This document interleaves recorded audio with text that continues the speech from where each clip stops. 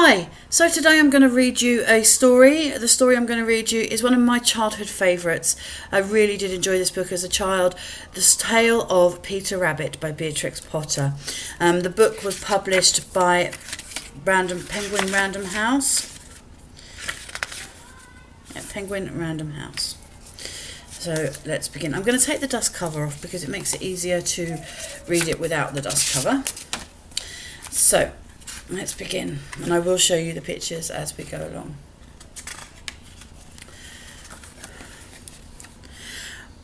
Once upon a time, there were 4 little rabbits, and their names were Flopsy, Mopsy, Cottontail, and Peter.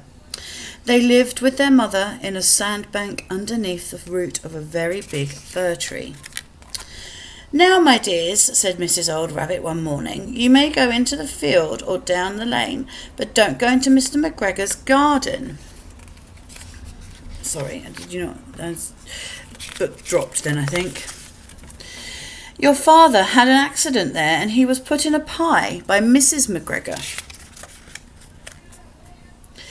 Now run along and don't get into mischief. I'm going out." Then old Mrs. Rabbit took the basket and her umbrella and went through the wood to the baker's. She bought a loaf of bread and 5 currant buns. Flopsy, Mopsy and Cottontail were very good little bunnies and went down to the lane to gather blackberries. See that? But Peter was very naughty and ran straight away to Mr. McGregor's garden. Naughty Peter. And squeezed under the gate. First, he ate some lettuces, some French beans, and then ate some radishes. And then, feeling rather sick, he went to look for some parsley.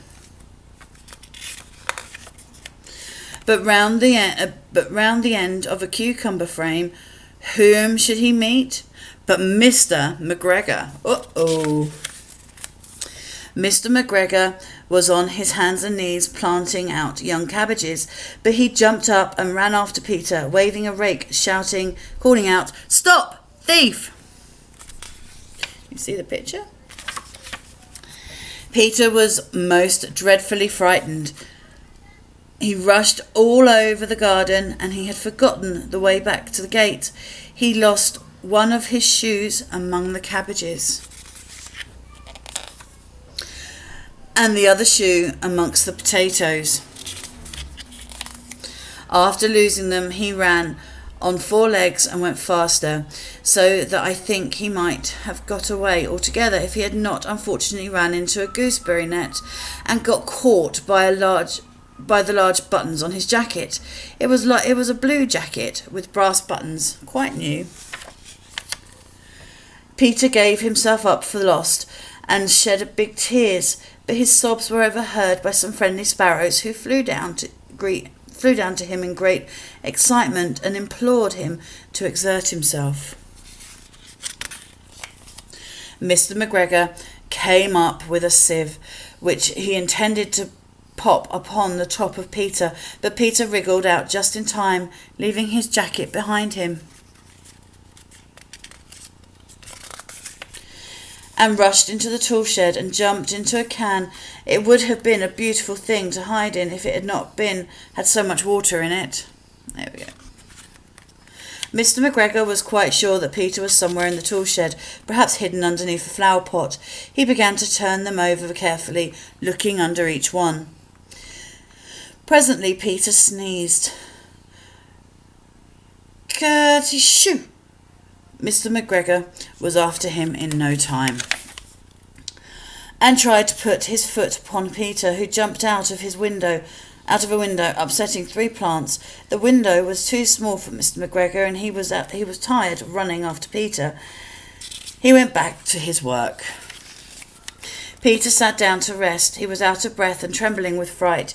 He had not the least idea which way to go. Also, he was very damp with sitting in that can. After a time, he began to wander about lippity, not very fast and looking all around. He found a door in a wall, but it was locked, and there was no room for a fat little rabbit to squeeze underneath. An old mouse was running in and out over the stone doorstep, carrying peas and beans to her family in the wood. Peter asked her the way to the gate, but she had such a large pea in her mouth that she could not answer. She only shook her head at him, and Peter began to cry. Poor Peter. He's sad. Then he tried to find his way straight across the garden, but he became more and more puzzled. Presently he came to a pond where Mr. McGregor filled his water cans. A white cat was staring at some goldfish. She sat very, very still, and now and then the tip of her tail twitched as if it were alive. Peter thought it best to go away without speaking to her. He had heard about cats from his cousin, little Benjamin Bunny. He went back towards the tool shed, but suddenly, quite close to him, he heard the noise of a hoe. Scritch! Scratch! Scratch! Scritch! Peter scuttered underneath the bushes. But presently, as nothing happened, he came out and climbed upon a wheelbarrow and peered over. The first thing he saw was Mr. McGregor hoeing onions. His back was turned towards Peter, and beyond him was the gate. Peter got down very quietly off the wheelbarrow and started running as fast as he could go along the straight wall behind some blackcurrant bushes. Mr. McGregor caught sight of him at the corner, but Peter did not care. He slipped underneath the gate and was safe at last in the wood outside the garden. Mr. McGregor hung up the little jacket and shoes for a scarecrow to frighten the blackbirds. Peter never stopped running or looked behind him till he got home to the big fir tree. He was so tired he flopped down upon the nice soft sand on the floor of the rabbit hole and shut his eyes. His mother was busy cooking. She wondered what he had done with his clothes, but it was the second little jacket and pair of shoes that Peter had lost in a fortnight. I'm sorry to say that Peter was not very well during the evening. His mother put him to bed and made some chamomile tea, and she gave a dose of it to Peter. 1 tablespoon to be taken at bedtime.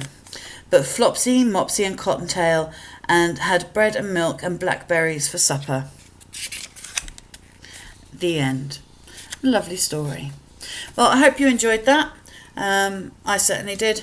Thank you very much. Bye-bye.